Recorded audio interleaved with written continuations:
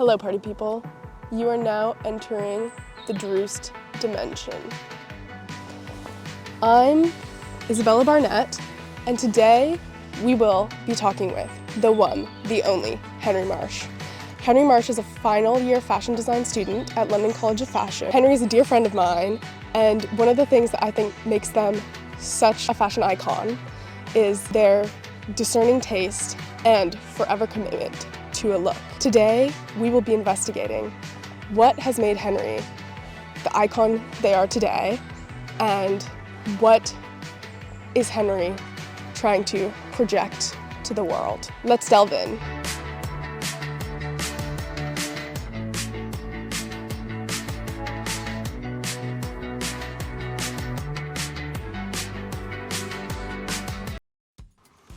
We are now here with Henry. Welcome in, people. And we're gonna take a look at their amazing wardrobe. Can't wait. So this, the designer was clearly inspired by military wear for this one. Who designed this one, do you know? Helly Emil. Nice. In Copenhagen, I think it is. Very cool. This is him, yes. Lovely shiny little number. Love her. I think this is like my favorite piece in my wardrobe, probably.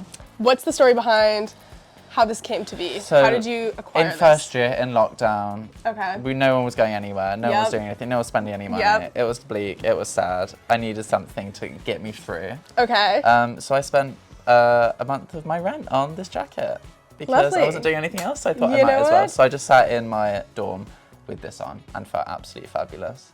That's what fashion does for you, though. Exactly. In the bleakest moment, it's like, we'll have a cool jacket. It comes through. So... I mean, it's very literal with the shininess of the light. I really truly saw the light. You know, it really is symbolic of that time. Would you say this was your first major purchase? I would say my first major purchase is my Jill Sander boots. What are the Jill Sander boots about? So, give me, these look like they've been well loved. They have been truly well loved. I got them a couple of years. These is my first introduction to a feminine aesthetic, I feel. Okay. So it was when I first moved to London. Yeah. Went to Selfridges. Yeah. With my first little paycheck from my job still at home. Yep. Came back from the summer and got these, and I wore them to absolute death. They are destroyed, but... What made you pick these out? What spoke to you about these shoes? So I knew that I kind of wanted to explore the more feminine aesthetic. Yep. In London, you know, melting pot and all that. We kind of find ourselves in these big cities. For sure. So yeah, I don't know. I just saw them and I was obsessed with them. The heel was ridiculously blocky because at the time I couldn't really walk in a very blocky. Couldn't really walk in a stiletto. That wasn't really the energy we had at the time. Henry's leveled up since then. Truly leveled up, please. They can wear all kinds of crazy shoes. All the shoes, any kind of shoe. I can fit in it. But yeah, so these ones, I just loved them. I saw them, I was obsessed with them. Jill Sander had always been on my radar as a great designer. She doesn't speak to you as much. Minimalistic, timeless, effortless basics, and I'm more of a eclectic maximalist now. I feel truly have evolved in the time I've been in London. Okay, which is what London will do to you. Nice. Make you an insane kleptomaniac. Nice. Do you have any favorite memories in these boots? Oh, favorite memories in these boots? Or a good time? I feel like these boots have seen some things. Many a good time. I guess one would be after a little Condé Nast event. I think it was a graduate showcase or something. We went to a place called Soho Residence in Soho. Okay. Which is quite a good time. And I got paralytically blackout drunk and fell down the stairs in the middle of Soho. Did you break your ankles? I did not break my ankle. What was the rest of your outfit for the Condé Nast event? It was a black blazer, a white shirt, all of it popped up. This is a signature Henry signature style look. Move. I like to do it in all of my clothes. Okay. Let the people see your... There it is. This is one of the most defining style elements of Henry's I just love look. a austere little popped up collar. I don't know. I feel like people are kind of freaked out by it and kind of scared by it of why is he dressing so austere and Yeah. But I don't know. I think it's fun. I think it's kind of fab. I feel like it just ties up and elevates the look. It does elevate a look. When did you first try the popped up collar? I don't know. I think kind of weirdly inspired by military again, which I think is a bizarre influence because I like to say that I'm not inspired by it, but evidently I am in more ways than I feel. It creeps in there. Specifically communist uniforms. Okay. Was kind of a big drive for it. Okay. because I don't know, like just the austerity and the like severity of a popped up like scary looking tight collar with like a just baggy destroyed denim. Yeah. I feel like it's a really interesting juxtaposition, which is kind of a lot of what my style is about, is juxtaposing like this austerity and this like workwear with these like degraded textiles. So like my jeans, for example, I wear them like every day and they are like corroded at the bottom, but I think it's kind of really quite fabulous because it's almost created like a fringe at the bottom, which I think is really quite slay. And also I feel like it really shows my evolution of style over time from like neatness and kind of symmetry and minimalism to this kind of eclectic craziness of just letting all my clothes degrade. Letting it go. But loving it because I'm wearing them and I'm having great experiences in them. They tell stories. Exactly. And I think that's the best way people should be interacting with fashion. For sure. If you're not, then I just don't think you're having a good time, quite frankly. Were you always interested in austerity and like sort of the contrast of a more disheveled textile with a severe silhouette? No, so I think in my like first year of uni, I was very into this like minimalist but chic, like kind of like femme thing. So always having like always the dual standard boots. And having them like on show with like a trouser that cut at the ankle and like a nice long coat that kind of perfectly went in line with it. All very symmetrical, all very like chic. But I kind of just felt like I got bored of it. Like it's just like, it's not really, because you can't live in those garments. It's just kind of like forces you to put on this persona. And that is still very much so a part of me, but I feel like I've figured a way now of I think when you realise yourself and who you are, and when you come to terms with that and when you're at peace with that, I think that really translates through the clothes. True, very true. And I think that's where I'm at now, which is why I'm more happy to just throw on these random things that don't come together, which then, because you love each and every piece, and you've built up a kind of archive of things, it kind of just all works, you know? And again, it's like tales all the time, but it is the confidence to just wear what you want. You're like shining together through your clothes, you're not hiding behind them. Exactly, yeah. And I feel like I'm not a character anymore, you know, which is what I felt like. I would say my favourite piece in here, and the one that I love and have kept and wear consistently, is my grandmother's fur jacket. Oh my gosh. Which is genuinely fabulous because it's big collar. Should I try it on? Yes. How many other grandchildren did you have to battle for this? Oh, none. No one could have put it off as much as I could. I mean, it was either me or my like straight rugby brother. So the story behind this is that my grandma was working in Moscow in the 70s. Okay. Maybe this is where you get a little bit of your communist influence. The communist influences are truly she was working in Moscow in the 70s. You, grandmother. Yeah. Working in Moscow in the 70s, obviously like Cold War, like it was crazy. Scary times.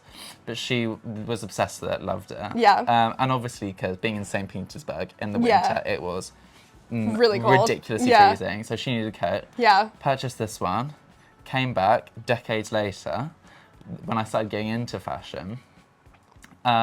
She was sending me photos of all the vintage stuff she had in her closet. Took a picture of this jacket, thinking that she originally thought that I was going to use it for fabrics. And you were like, absolutely not cutting it up. We are not cutting this. If something is gorgeous and perfect, leave it. Leave it alone. Let it live. So is your grandmother your OG style icon? She certainly is. She certainly is and always has been. What item of clothing do you have the happiest memories in? My all black suit. I would say this is the stuff I wear out most. I really kind of have one going out outfit because I don't love clubbing so much.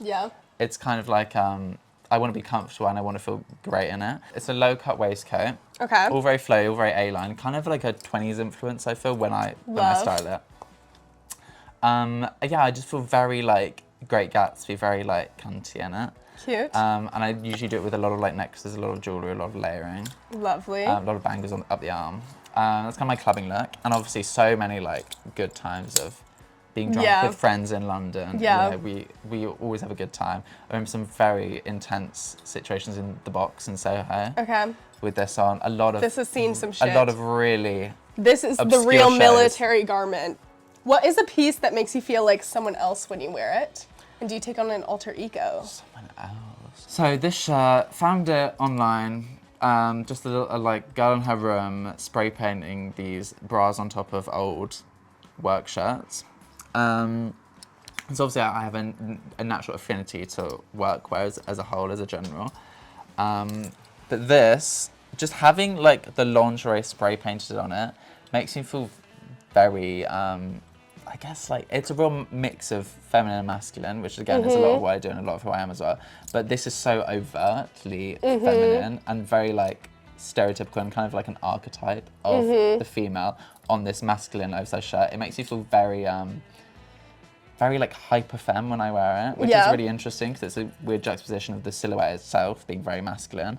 So I don't know, like, because normally I feel like now my style's a bit more androgynous and kind of not either sex. And like just wearing it to work as well is quite fabulous. You know, just wearing it to like out just on a day to day. There's something quite, I don't know, like bizarre but kind of great about it because people always react very interestingly when I wear this. What are some of the most interesting reactions you've gotten that you remember? I mean, everybody always thinks I'm actually just wearing like a bra on top of my shirt, and they're always like, that's odd. And like the old ladies, they do stare, they do get confused. Yeah. It freaks them out, but they kind of love it. Is there anything that somebody's like tracked you down and been like, tell me about this jacket, or like, where did you get these shoes, or like, has anybody ever stopped you in the street and been like, yeah, mainly what's the deal? That silver jacket that we saw. Okay. But a lot of the times when I used to come into London when I wasn't living here, I would wear this floor-length PVC, kind of flesh-coloured coat. Okay. I don't have it anymore. It's at my mum's house. Okay. I would always get people that were like, "What is it? Did look like skin?" Yeah. It's a really bizarre look. It's not something I probably would wear now. What called it to you at the time? So I think it was this like because in my design work I'm obsessed with the macabre and obsessed with like morbidity of humans. Henry's a spooky gal. I do like a spooky season. I do like a little like, creepy little design vision. But I think then when I found it, that was a very like junior level for me of like. Okay. I'm not entry into it point to this. Yeah. So having this kind of like coat that looked like flesh was a real like like you said, like an entry point into that kind of world that I really have to delve in very deep into. How did you discover the coat? Like, how did you find the coat? Shopping, you know, just going Was it like at the mall? It was at the mall, yeah. There was a flesh coat at the mall? There was a coat that looked like flesh at the mall. It was crazy. Have you thought of what you've seen somebody else wear? Fabulous people. Fabulous people. I mean, a lot of like older people in general. Older people have the best especially style. In like big cities. Yeah. I think the older people, I think the older you get, the better your style is. Yeah. So I don't have a specific person in mind, but just generally old people walking along the street, I think they're just chicness, and because they've experienced so many different fashion moments in history that they're pulling from each of those. Yeah. And you know, it's like a real like. Yeah. Also, I feel like they like know themselves on this like completely deep level that they're like, this is just who I am, and like. Oh, it's like no, exactly. And this is what we're doing. And their play with like pattern and color. And texture is really something that I feel like young people don't do enough. Yeah. They just love, and the layering. They always layer, and it's always fab. They love a cardigan. They love a cardigan, and they love like a formal look for an everyday, which I love and appreciate and feel in my core. I feel like young people are not dressing up enough for occasions in life. Not at all. Not like, what happened to people dressing up for like to go to a restaurant for dinner? Exactly. I feel like that's not happening, guys. It's not happening. People get too cash in my opinion. Too cash. Or they're just doesn't do it for me, which is why I feel like I resonate so much more with old people, and I feel like my design work caters to an older clientele as well, because I feel they just get it. They just get it more. You know. Who's your like dream clientele? So who is your ideal person? Dream.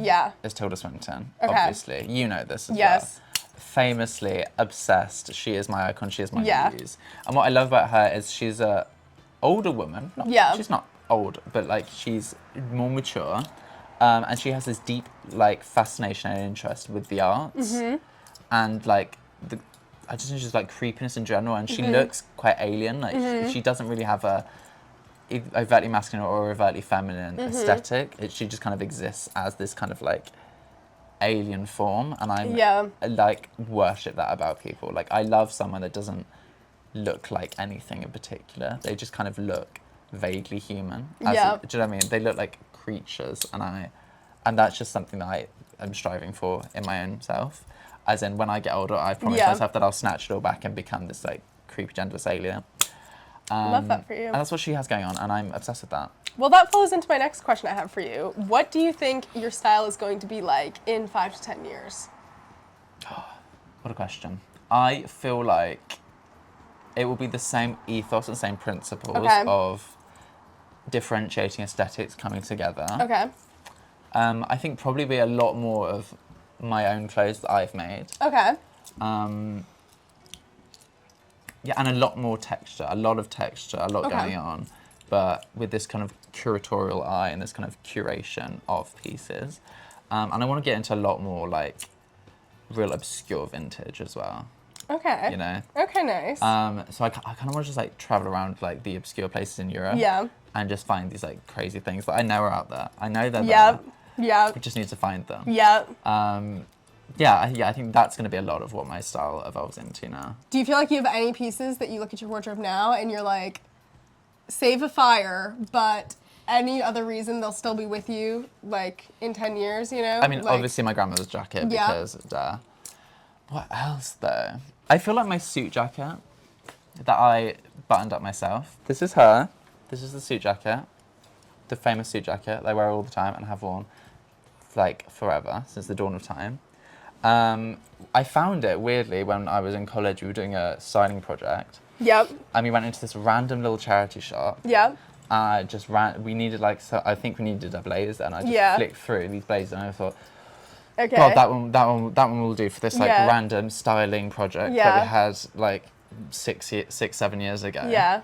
And I've had it ever since, and I wear it weekly. And what I love about it is it's evolved throughout my style evolution. Yeah. So I feel like it's really evolved with me as a style, and it's just such a simple basic. Yeah. You know, we've all got a black blazer in our wardrobe. Sure. We all have one that we love. Yep. And I think this is just the one that I love. This is my one, and I think it just fits with who I am. Nice. And I love it. Lovely, Henry. And I think we should all love and have a gorgeous little black blazer. What is the first thing that you remember wearing that really made you feel like, wow? Probably this kimono. Lovely. That's such a cool, like, Isn't the pattern great? pattern Isn't it print, stunning? yeah. Isn't it great? This, love, vintage. Yeah. Obviously it purchased in London, as all good vintage is. Yeah, so I wear this generally like layered over like coats and stuff, and it was the first thing that I ever bought that like touched the floor, I feel. And I don't know what, it's such a small thing. Yeah. But when a garment touches the floor for me, it just feels so stunning, so chic, so elevated. Yeah. And it feels like regal, you know? Yeah. Feel imposing. Yeah. Which was my first kind of introduction into that kind of austere, imposing kind of Okay, aesthetic, which I come to love. this is the garment that started it all. This is, guys. and it was just like, I don't know, and we were just having fun with it, so I was just trying it on, putting it on. So I love to design print, and print something that I'm very interested in my design work. A lot of textures are like handmade texture. But in my personal style, I kind of like to, because while I do like being out there and kind of very present, I do love to also fade away when I need to. Yeah. And I think that's what helps with the sunglasses, because I wear sunglasses all the time, everywhere, indoors, outdoors. I'm always in sunglasses, you know this. I don't know, like I'd like having this degree of separation from myself from the outside. And I feel like when you've not got prints on, you tend to just fade away. Yeah. Which I kind of like. What do you value most in a garment? Like, what calls out to you about a garment? What I love about a garment is history. Yep. I love context, and I love it to have a reasoning and a journey. So that was why I'm so into vintage now, is because there is a history to it. And I controversially love when things are degraded and when they're falling apart. And when they look, you love the wabi-sabi. They're on their last legs. Exactly, wabi-sabi. It's a mantra we should all live by. Yeah, I just love things degrading and falling apart. I think it's so fabulous and so stunning, because it shows that the garments are being lived in, which is what their purpose was. Yeah. And has always been. Yeah. And it's such a rejection of kind of fast fashion of where we live in now. Yeah. That that's what I love about a garment now. Is it just looks fucked, really. As and then like, I've worn this for 50 years and my blood, sweat, and tears have been lived in this garment. Completely. And when I wear clothes, sometimes I mend things, but if they rip and break and kind of degrade away, I kind of just let them do it. Yeah. So like the jeans, for example. Yeah. I've let them degrade over time, but and I just love it. I feel like it's so fabulous to have this like almost. It's kind of like the clothes are conforming to the human lifestyle, you know. Yeah. Which I feel like then you get into the topic of materiality and everything kind of then becoming what is the body. Yeah. Which I also feel like is a fascinating conversation to have. But that is what I love about it, is that they just kind of become, their clothes become you. What is your best vintage find of all time? Oh my gosh. I can think of one that's quite defining in your style. Okay, such as? Henry's got this bag. We're both one bag girlies. I have this bag. Henry, do you want to bring out Let the me bag? Go just get it. So the backstory of this bag is Henry was on the hunt for this bag for how long? Months, if not years, dare I say? Months, if not years. And Henry tracked down I did. this I found her. Mombasa And she's bag. very on trend now. But for Henry, But it's timeless. For let me tell you. it's I mean, she's trendless. degrading away. She's falling apart, which that's is, what- as we know, That's what you love. famously I love. She's the Mombasa. She's the YSL. 2003, I think. She's great. With the real deer antler. Super macabre, again. I feel this is such a, like, explanation of my aesthetic and my style as a person. Do you think that this is the piece in your wardrobe that, like, if you had to show somebody one piece of clothing in your wardrobe and be like, this is my style, this is what you would show them? I think so, purely because of the elements of the piece, rather than this is a YSL Mombasa is my aesthetic. Yeah. It's the individual pieces. It's the human, natural kind Yeah. of body, and then with a like lovely silver metal. Yeah. Which again, you know, I Yeah. love. And the kind of the cloth, which is actually like sun damaged and degraded over time. Yeah. Which is also gorgeous because it gives like a nice like patina of the brown to the black. Yeah. Which is stunning. And the leather kind of fading away and just kind of falling apart, which again, we love. Yep. We love a corroded textile. So yeah, this is, and it fits everything we need. Anything I need, I get it in there. When you have something like that, you just need to wear it. Like, you can't be afraid of it getting destroyed or broken. Yeah. You just need to wear it out, live in it, let it Yeah. live in you, and just have a great time in it. You Yeah. know? Otherwise, there's no point. You shouldn't have got it. You should have Exactly. left it to someone else who was going to love it. When did you first become aware that the Mombasa existed? So I remember I went shopping with my mum in the late 2000s. Okay. Went into this random vintage shop, and I think I remember there being a Mombasa on the wall. Okay. And I think it was in like a green leather. Okay. I'm pretty sure, like a kind of like fringy thing. Okay.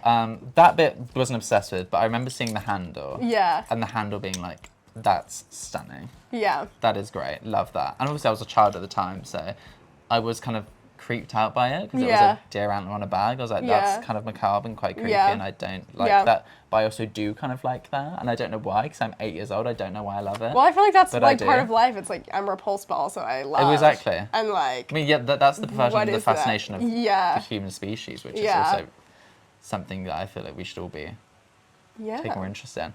So when I feel most like myself is when I am in a formal clothing situation, again with that disparity between having the kind of degraded textile and then the super formal pristine look.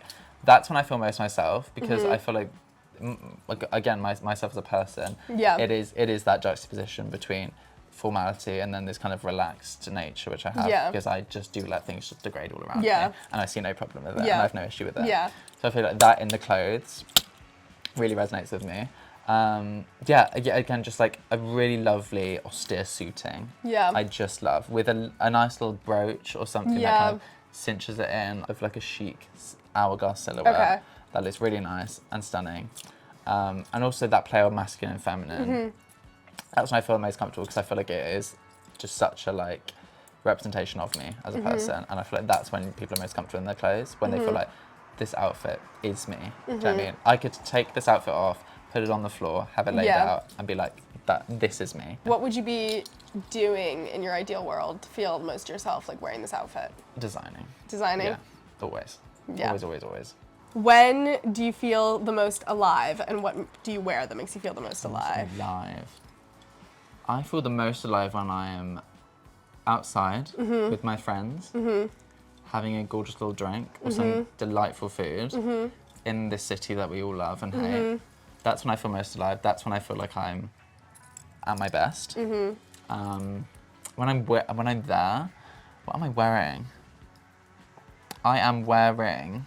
You're wearing a sparkly Ferrari hoodie? I'm wearing a sparkly Ferrari hoodie. Can you tell us the story behind, because I've actually never seen Henry wear the sparkly Ferrari You actually hoodie. have never seen me wear it. And I feel like this is quite like, this is like kind of wild for Henry's It's a bit wardrobe. of a wild card. This is It's like a a bit bit of of like a, This is I quite- would not have pegged this in I your know. wardrobe. It's quite a recent purchase. Okay. And it's since my interning. Okay. I was with this designer who is very into like the 2000s vibes. And he had these bejazzled vintage hoodies. And I Yeah. kind of fell in love with them because it was so casual, but yet so dressy. Yeah. And so absurd. It was just ridiculous, but I really loved it. And I think that's something I really learned, is to kind of also have fun with it. Because I do take fashion very seriously. Because clearly I would, I'm a designer for it. But I think in your personal style, having a little bit of silliness, I think is always a great shout.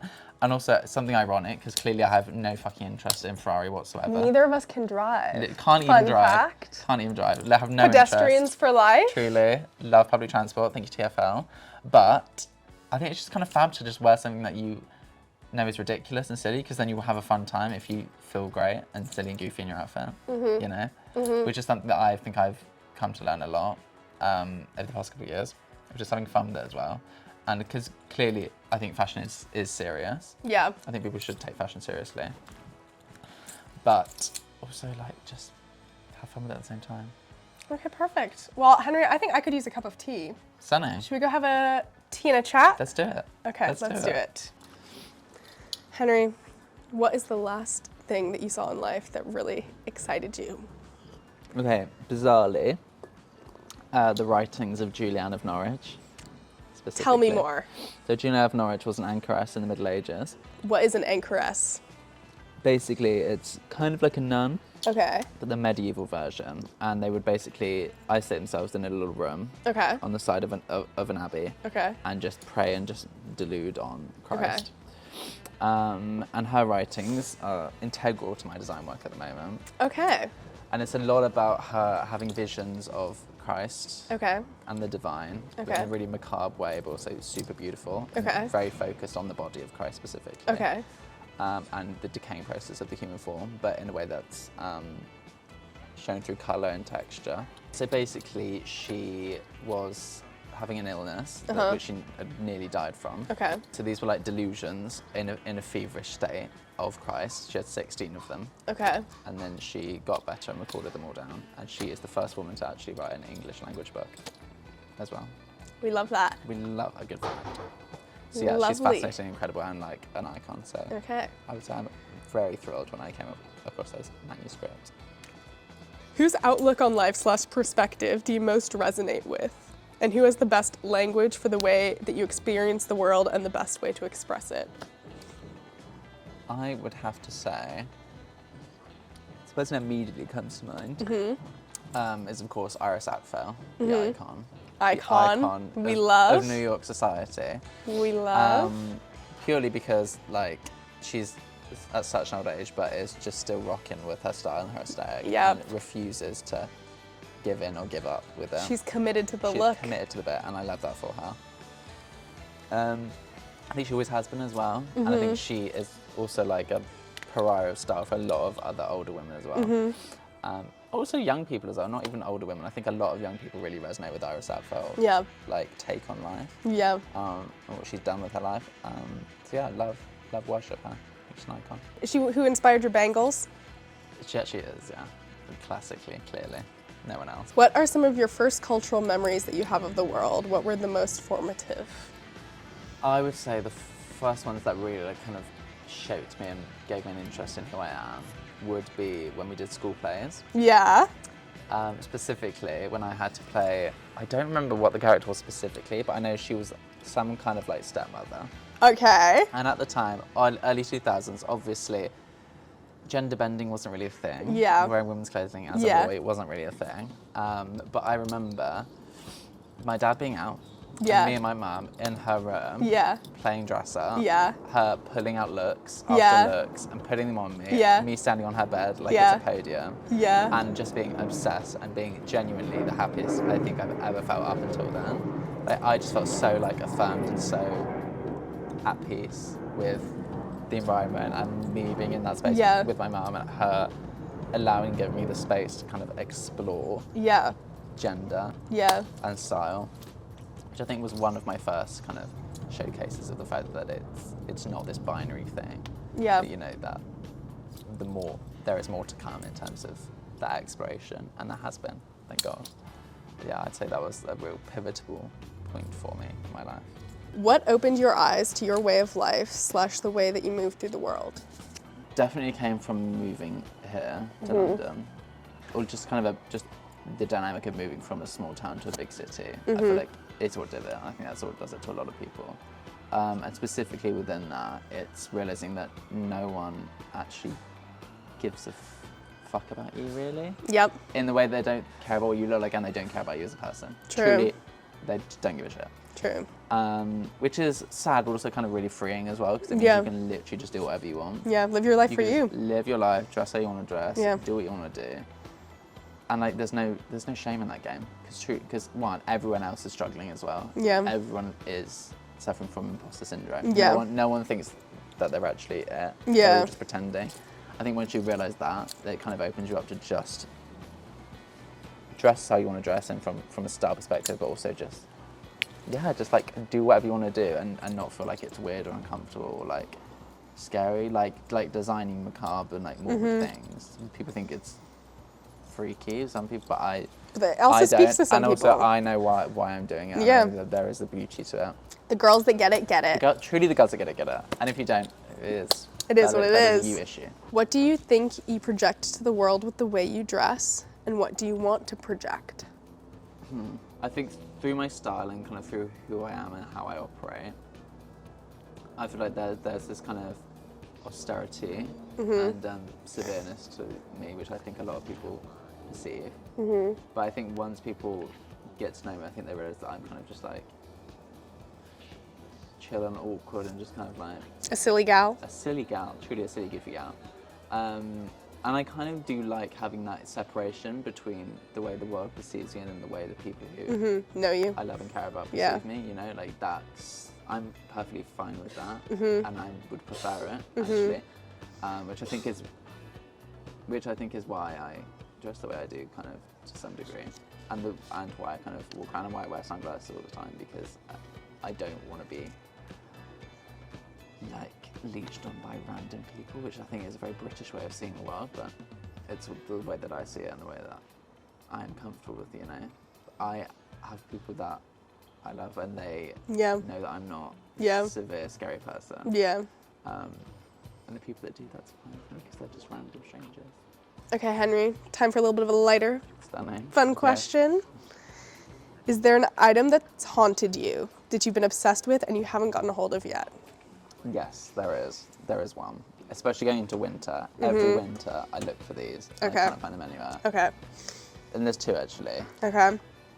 So they're black, chunky knee-high boots. Okay. One of them is from AF Van der Wurst, Okay. which is like vintage, truly vintage. And then one is from Andermal Münster. The two very similar boots, dare I say identical. And every year I search for those two boots. I can never find them, ever. Do you want to put your size out there for the people in case they see I am you? a UK size 8. Okay. EU like 41. Okay. And a US like 9.5, 10. Do you have any unique special interests that would surprise someone? Okay, so I don't know how surprising it would be for the people that know me. Yeah. But I have this weird fascination with collecting bones. Okay. So I love mudlarking. I don't know if you guys have been mudlarking, but Okay. it's where you go on the Thames and the things that wash up on the Thames, you collect them, wash them off, have them as little pieces. And my fascination is specifically with like bones. I don't know why. What kind of bones? That's the thing, no one knows. They're just bones from the Thames. They're bones, which is what I love about them, because could they be human? Yes, potentially. Are most of them just like offcuts from like butchers in London? Yeah. But also, we don't know how old they are, what the bones belong to, you know, which I think is really quite fascinating. And also, I just love morbid things anyway. Have you found any really, like, what's the craziest bone you found? So I really love a good like jawbone and a good like teeth situation. Have you found any? Yeah, I surely have.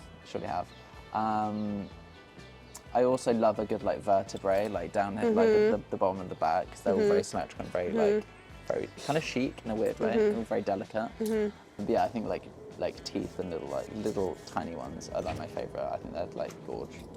Nice. Love. If Henry gets any fans based off this video, please send him the boots and maybe not the bones, but... Honestly send both. Okay. Send both in abundance, please. Okay. And final question. What is something that you hope to pass down to a future young person? Knowledge or clothing? Or both? Wow, okay. So naturally I want to pass down to my children, should I have any. My grandmother's fur jacket, of course. Purely for history, you know. But also for the look. Also for the look, because everyone needs it. Everyone needs a good flowing fur. And like knowledge, I would say, again, just like genuinely no one gives a fuck. I can promise you no one cares, so just do it anyway. Because people might be shocked, but that's also far more interesting than them not knowing of you, or do you know? Like, Yeah. I think people need to stop feeling like their interests are weird and that people aren't going to like it. Yeah. Because like it doesn't matter, people don't need to like things. Like that's like the most influential people in the world. You think they cared about whether the people around them liked what they were doing? No one cares. You know what I mean? And it's far better to do something that's kind of unsettling but speaks to you, you know what I mean? Than to go with what's like cool or hip. Because truly that will die out in seconds. And innovation and doing something you love will live forever.